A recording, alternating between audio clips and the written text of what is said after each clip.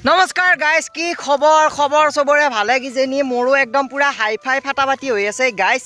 আমাৰ মানে পথৰৰ কামবিলাক শেষে হোৱা নাই, প্ৰায় শেষ হ'ব আজি এতিয়া সেই বামুণহাটৰ বামুণ পথৰ বুলি কওঁ যি, সেইখন পথৰ মানে ডাঙৰি বান্ধি আছে দেউতাই। মই গৈছিলোঁ চাহে ভাতে লৈ পেলাই প্ৰভু কৃষ্ণ ঈশ্বৰ যত যিমান 34 কোটি ভগৱানক মাতি কৈছোঁ। মানে কথা এটা হৈছে গাইজ, এই এপাহ নৰা তাই নৰাৰ মাজে মাজে আলি বনাই পেলাই যাই থাকিব লগা হৈছে। এতিয়া যাই থাকোঁতে কথা এটা হৈছে, যাৱা পৰহি বঢ়িয়াকৈ পূৰা ফূৰ্তিত মই এনেও একেবাৰে চটপটে থাকোঁ নহয়, চটপটে লটপটে পটপটে মটমটে থাকোঁৱে চলটোৱে অলপমান চেলেং বেটেং টাইপৰ। এই মই চেলেং বেটেং হওঁতে কি হৈছে জানানে গাইজ? আছিলোঁ মই চেলেং বেটেং কৰি পেলাই অলপ ফূৰ্তি ফাৰ্তা কৰি পেলাই, সৰু কথাতে মোৰ আকৌ ফূৰ্তি লাগে, সেইকাৰণে নাচি দিওঁ। সেই নাচি দিওঁতে আমাৰ পাকঘৰৰ যিখন ৱাল আছে, পকাৰ ৱাল আছে, সেই পকাৰ ৱালখনত মাৰি দিলোঁ ভৰিখন, ভৰিখন মাৰি দিওঁতে কি আছিলে, ভৰিখনৰ কাষৰ কিনা আঙুলটোৰ কাষৰ আঙুলটোত গেল নখটো ফাটি, মাজতে গেল ফাটি কাষত দিগি বঢ়িয়াকৈ ওলাই গেল তেজ। এতিয়া ওলাইটো গেল আৰু অলপমান বিহে আছে, সেইবিলাক যাৱা কথা গেল। এতিয়া ৰাতি কেনেকৈ ঘুমম, কম্বলখানা লাগিলি যদিও একেবাৰে নখটো উঠি যায়, এনেই ভৰিখনত চাজ ভাজ একো নাই, ভগৱানে দিয়া বস্তু কিবাকৈ ৰাখিব লাগে। এতিয়া যদি উঠি যায় নখটো, কি বাৰু মোৰ হ'ব, কি অৱস্থা হ'ব?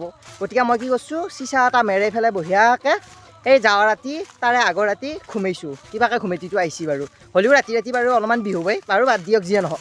এতিয়া সেই নৰাৰ মাজে যাই থাকোঁতে নৰা ফালি যাই আছোঁ নহয়, কোনোবাবাৰ নৰাৰ এডাল হুল সোমাই যায়, কোনোবাবাৰ আকৌ কাটাই যায়। কি কবি গাইজ, এই ষ্ট্ৰাগল লাইফ। এতিয়া অকণমান তেজ নোহোৱা হৈ আছে, বিহু উঠি আছে, উপায় নাই। মানে পথৰৰ কামটো শেষ হলিয়া হোৱা আৰু সেইখন ইমান মস্ত পথাৰখন ময়ে একলা আৰু গৰুকেইটা আছে, একো নাই, ময়ো এটা মস্ত ডাঙৰ গৰুৱে বাৰু, যিয়ে নহওক গাইজ, ধেমালি কৰিছোঁ বুলি ক'ব পাৰা। কমেণ্টত বহুতে গৰু ক'ব পাৰা, একো আপত্তি নাই, মানে মোৰ সেইবিলাক গাত চাত নালাগে। এতিয়া দেউতাহঁতে তাতে কৰি আছে আৰু ট্ৰেক্টৰখন বঢ়িয়াকৈ খেদাই দিছোঁ, বঢ়িয়াকৈ তাতে ট্ৰেক্টৰত উঠেই বস্তুখিনি লৈ আহি পেলাই আমাৰ ঘৰত থোৱাৰ পিছত আকৌ 4-5 দিনমানৰ পাছত বঢ়িয়াকৈ মেচিনেদি ধান মাৰিব। ধান মাৰা হোৱাৰ পিছতহে মানে কিবাকৈ মানে পথৰৰ কাম শেষ হোৱা বুলি ক'ব পৰা যাব। ধান মাৰোঁতেও মানুহ লাগব, হাজিৰাও ধৰিব লাগব, পেয়াক ৰোওঁতে হাজিৰা, এই কাটনতে হাজিৰা, আকৌ আনন্তে সেই ট্ৰেক্টৰক দিব লাগিল হাজিৰা, তাৰপিছতে আকৌ মাৰোঁতেও হাজিৰা। এপাহ যাই থৈ পেলাই আমাৰ লাভৰ মূৰত ক্ষতিটো আৰু বাতিটো হৈছে গাইছ। বেছি নৰয়, অলপমান ৰ'ব, আকৌ আধিয়াৰা কৰা গৈছি, সিহঁতৰ আধা দিব, আকৌ আমাৰ আধা। খেতটো বাৰু কি বা কৰে, খেতটো সিহঁতৰ আধা আমাৰো আধা, এনেকুৱা হৈছে পৰিৱেশ পৰিস্থিতি।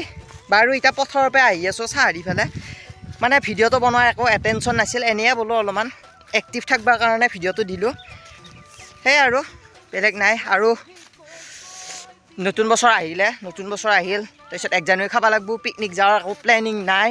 তাৰপাছত আকৌ তাৰে পাছে আকৌ ৰবাই নাই, বিহু আহিলে, মাঘৰ বিহু একদম মষ্ট ইম্পৰ্টেণ্ট, মাঘৰ বিহু আহি আছে। তাকে যিয়ে নহয় মিনি ব্লগ দি আছোঁ, ইনষ্টাগ্ৰামতো, ফেচবুকতো, ইউটিউবতো, যোনে য'ত যেনেকৈ পাৰা লাইক কমেণ্ট শ্বেয়াৰ ছাবস্ক্ৰাইব কৰি পেলাই ভিডিঅ'টো আগবঢ়াই দিয়াৰ লগতে বঢ়িয়াকৈ চাই থাকিবি আৰু পূৰা একদম এনজয় কৰি থাকিবি। ময়ো এনেকৈ ফকফকাই বকি থাকোঁ মিনি ব্লগতো, দীঘল ভিডিঅ'টো। মুঠৰ ওপৰত মোক ভাল পোৱাসকলে মই যি দিওঁ চবকে চাবি আৰু লাইক চাইক কৰিবি আৰু কিবাকৈ আমাৰ পথৰখন পাৰ হ'লোঁ। এতিয়া সেইটো আমাৰ বেৰ পালোঁ, বেৰৰ ছাইডেদি সেইফালে আমাৰ পুখুৰীটো আছে, পুখুৰীটো ছাইডেদি যাই থাকিলে আমাৰ ঘৰখন পায়। এতিয়া আমাৰ ঘৰখন মানে আমাৰ ঘৰলৈকে যাই আছোঁ। এতিয়া এইখন পাহাৰ হান একেবাৰে, এইখিনি উঠিব লাগিব, ইমান কষ্ট। আইঅ'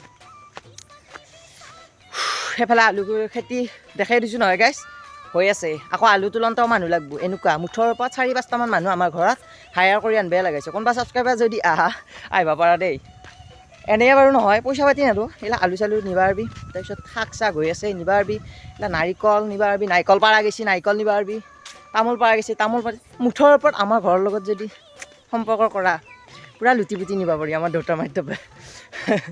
বাকী যিয়ে নহওক, সেই ভিডিঅ'টো এইখিনিতে শেষ কৰোঁ গাইছ। এনেই আৰু অলপমান কথা পাতিলোঁ, লাইক চাইক কৰা যদিও কৰিবি, আৰু যদি ছাবস্ক্ৰাইব কৰা যদিও কৰিবি, এনে কৰিলে বাৰু ভালে পাওঁ। বাৰু এৰিলোঁ গাইছ, বাই বাই।